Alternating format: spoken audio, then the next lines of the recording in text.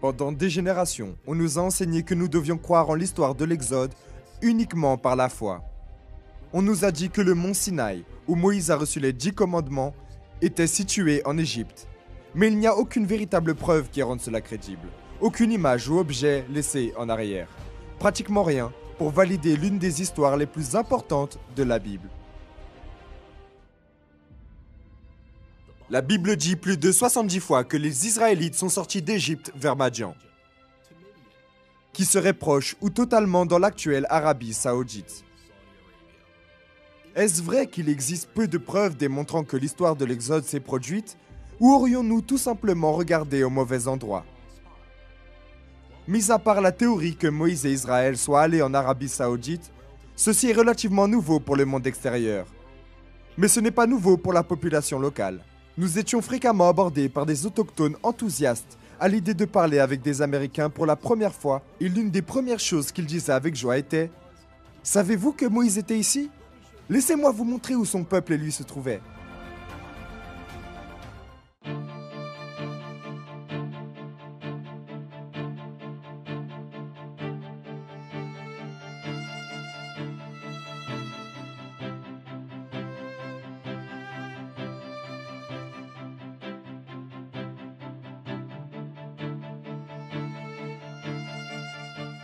La tradition disant que le mont Sinaï qui se trouve sur la péninsule du Sinaï en Égypte est le mont Sinaï ne date que du IVe siècle après Jésus-Christ. De nouvelles recherches basées sur des sources judaïques, chrétiennes et islamiques indiquent une tradition qui est vieille de plus de 600 ans.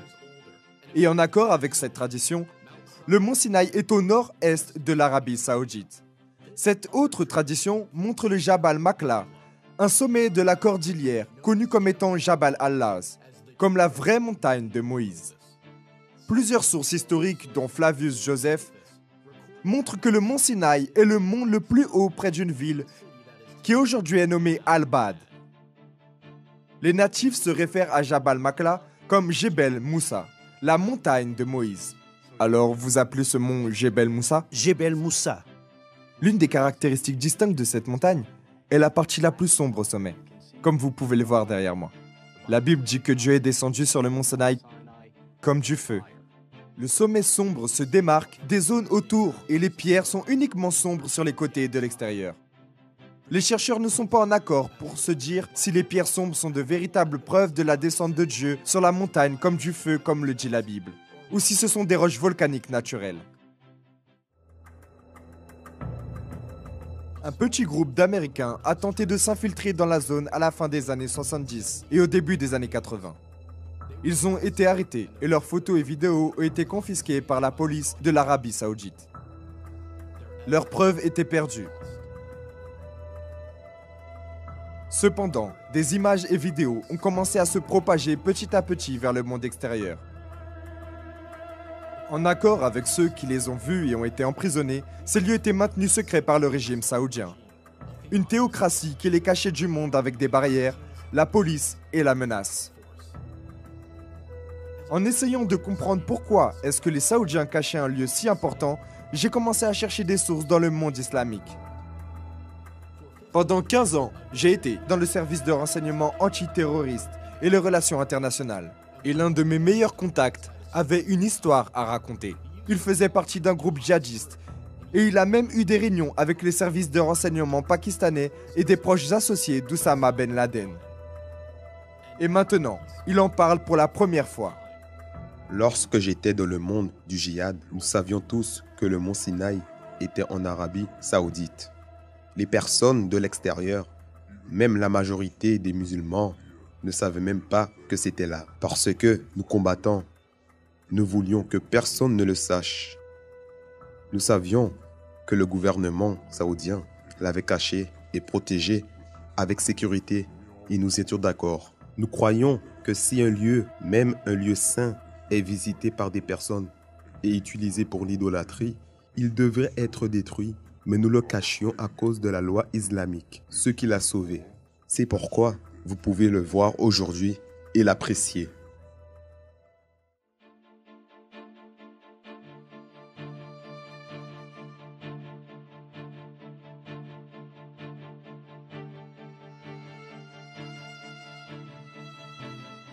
Moïse a fui de l'Égypte après avoir tué un Égyptien qu'il a vu maltraiter un esclave hébreu. Alors il se rend à Madian comme un fugitif. À Madian, Moïse s'assoit près d'un puits et rencontre les filles de Jéthro, qui prenaient de l'eau pour leur troupeau. Moïse se marie alors avec l'une de ses filles. Nous sommes dans l'ancienne terre de Madian maintenant, près de la ville que les natifs décrivent comme étant la terre de Jéthro. Lorsque nous visitons cette zone, de nombreux Saoudiens s'approchent pour dire que c'était le lieu où vivaient Jéthro et Moïse. Enthousiastes, ils montrent un vieux puits qui était entouré et marqué comme un lieu archéologique. Les Saoudiens croient que ceci est le puits où Moïse a connu les filles de Jéthro. Et des musulmans du monde entier viennent pour le voir.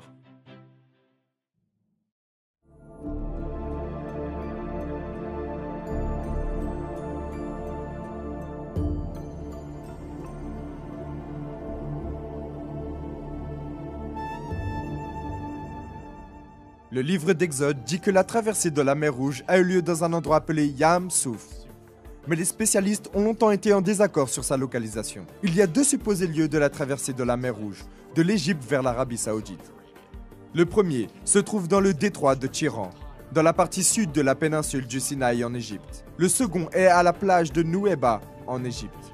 Le docteur Glenn Fritz, ayant un doctorat en géographie dans l'environnement ambiant, a mené une grande étude sur la Terre et toutes les références historiques où la traversée s'est produite.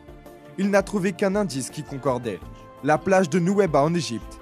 La plage de Nouéba fait presque 8 km de long et 5 km de large, donnant l'espace suffisant pour que la population israélite s'installe. Ici, ils seraient encerclés par les montagnes des deux côtés et la mer Rouge devant et l'armée de Pharaon juste derrière eux. Aussi incroyable soit-il, il existe un chemin sous l'eau allant de l'Égypte à l'Arabie Saoudite. Le chemin n'est pas très raide, les Israélites auraient donc pu traverser facilement si les eaux se séparaient. Des recherches sous-marines faites par le docteur Lennart Möller ont montré des formes étranges sur le récif, menant certains à croire que les restes des armées de Pharaon sont là. En accord avec cette théorie, le corail a enveloppé les décombres de l'armée de Pharaon et a conservé la forme des objets après qu'ils se soient dissous. Lorsqu'ils ont apporté un détecteur de métaux là où il y avait des anomalies sur les coraux, les résultats ont été consistants avec des formes circulaires de métaux qui ressemblent aux roues d'un char. Nous avions planifié de plonger le plus près possible du point de traversée de la mer Rouge, parce que c'est un site public de plongée, où il y a des magasins où vous pouvez louer des équipements de plongée. Mais cela ne nous a pas été permis. La police saoudienne est arrivée et est restée avec nous jusqu'à ce que nous partions.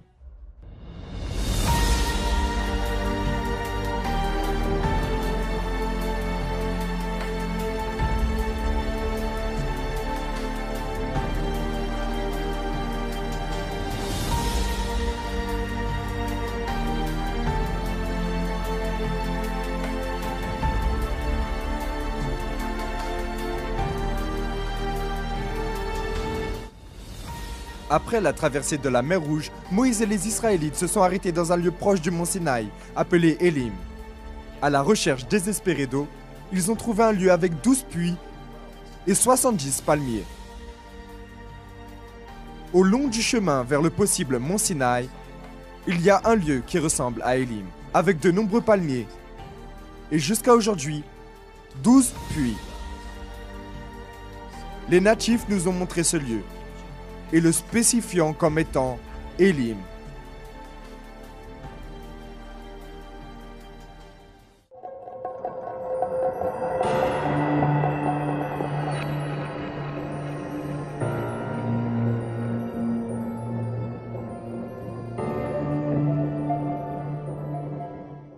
Un autre grand événement du mont Sinaï est l'incident du veau d'or.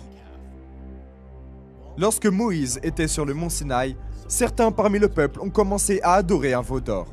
Ils l'ont placé sur un support, ont commencé à l'adorer et élevé un autel face à lui.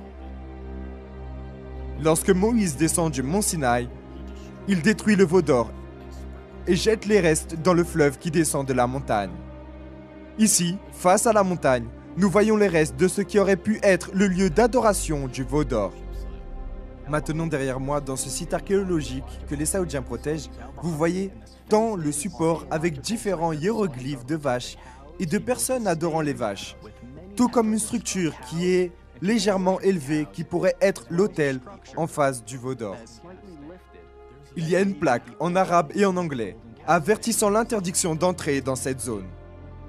Les traditions locales, dans ce lieu où était le veau d'or, sont si fortes que si vous vous approchez, vous serez suspecté de chercher de l'or. Conformément à la Bible, les adorateurs du veau d'or disent « Israël, voici tes dieux ». Ce verset indique qu'il existe de nombreuses représentations de veaux lorsque les Israélites adorent le veau d'or. En haut du support où le veau d'or aurait été placé, il y a une marque circulaire d'où la pierre a été usée. Il est spéculé que c'est l'endroit où Moïse a réduit le veau d'or en poussière. Après que Moïse ait détruit le veau d'or, 3000 adorateurs du veau sont tués. Alors il doit y avoir un endroit où des milliers de personnes ont été enterrées. À plus ou moins 6 km de cet endroit, il existe un énorme cimetière ancien, qui paraît être un lieu d'enterrement de masse, où les sépulcres ont tous été creusés en même temps. Il est situé en dehors de la plaine où les Israélites auraient campé.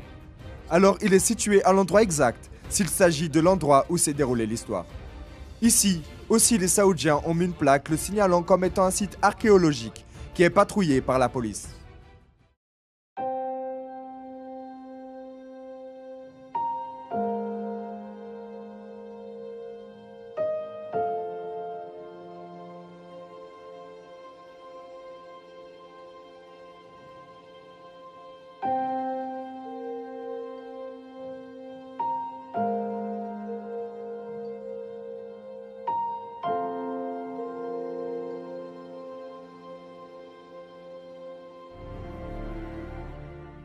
Le livre d'Exode dit que Moïse a construit un autel de pierre brute au pied du mont Sinaï et a établi 12 monuments pour symboliser les 12 tribus d'Israël.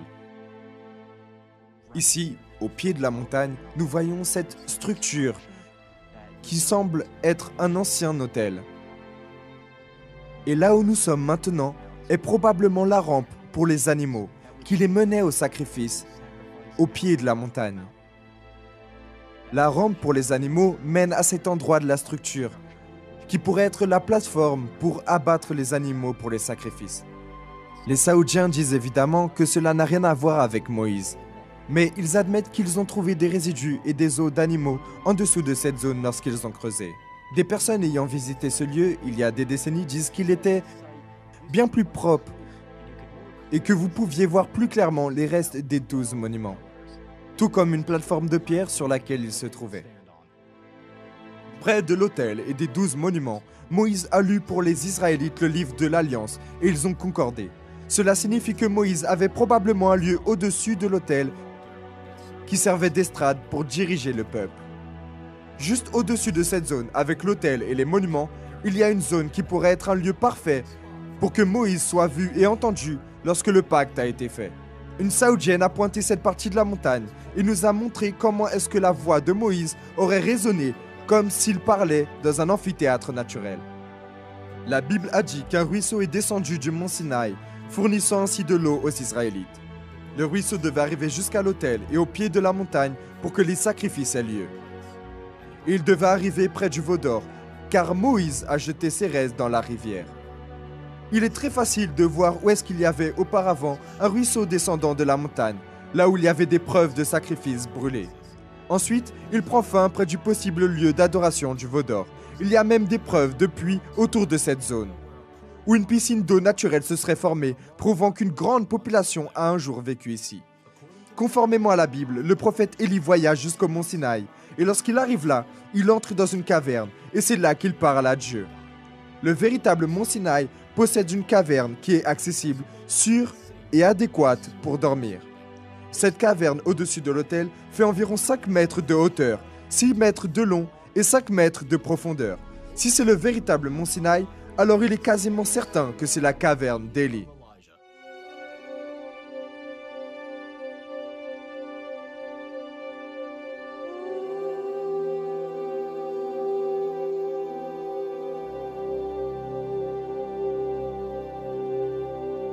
Sur le chemin vers le mont Sinaï, les Israélites ont campé à un endroit où il n'y avait pas d'eau. Moïse est monté vers un rocher lointain et l'a frappé avec sa verge et miraculeusement, de l'eau en est sortie pour ceux qui le suivaient. L'historien Joséphus dit que le rocher fendu était toujours visible à son époque et qu'il était si grand qu'il n'avait pas pu être bougé. Est-il possible que ce rocher fendu existe encore aujourd'hui? Pour témoigner la véracité de cette histoire, la réponse est oui. Et il est impressionnant.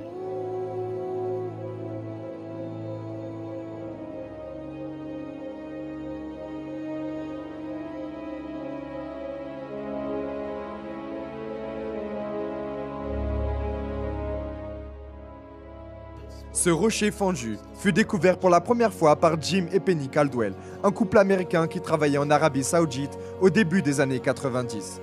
Les Bédouins locaux ont longtemps donné deux noms à cet endroit, l'eau de Moïse et le rocher fendu de Moïse.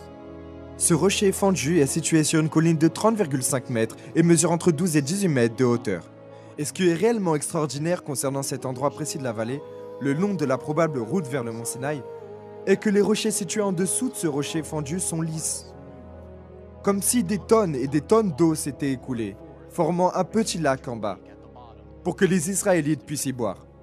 Si vous entrez en relation avec les locaux, ils vous diront que cet endroit est lié à Moïse. Mais les Bédouins vivant ici essayeront de vous tenir éloignés.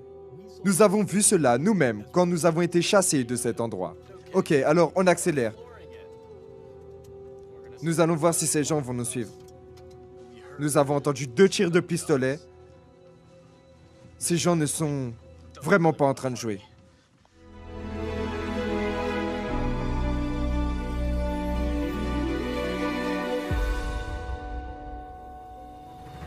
La Bible dit que l'endroit à côté du rocher fendu où les Israélites ont vaincu les Amalécites s'appelle Rephidim, ce qui signifie lieu de repos.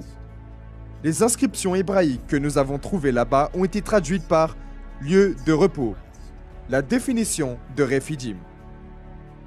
Plus proche de la montagne, des inscriptions ont été découvertes par le docteur Miles Jones, un spécialiste de l'hébreu ancien, qui pense qu'elles se réfèrent à la bataille contre les Amalécites. Il dit que l'une des inscriptions se réfère à la mort d'un Amalécite. Juste à côté, il y a 2 inscriptions dont le docteur Jones pense qu'elles indiquent où une mère hébraïque et sa fille sont mortes.